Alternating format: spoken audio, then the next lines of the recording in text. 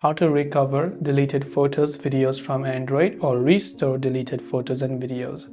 In order to recover or restore deleted photos and videos from Android, what we do is, first, let's say you happen to accidentally delete some of your photos like this on your Android phone and you tap on the trash icon to delete it.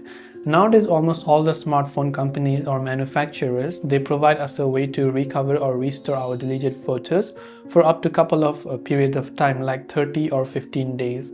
Now, depending upon the phone that you're using, in my case, I'm using Samsung. I've opened the Samsung Gallery app. Then I can go to this menu icon. Then I can go to this trash and I'll find all the photos I've deleted in the past 30 days.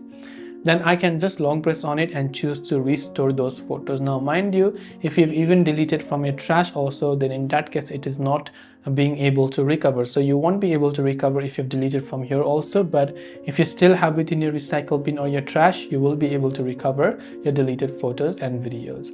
So I hope the video helped you out, and if you have any questions, do feel free to leave them down below. As always, thanks for watching till the very end and see you soon in the next video.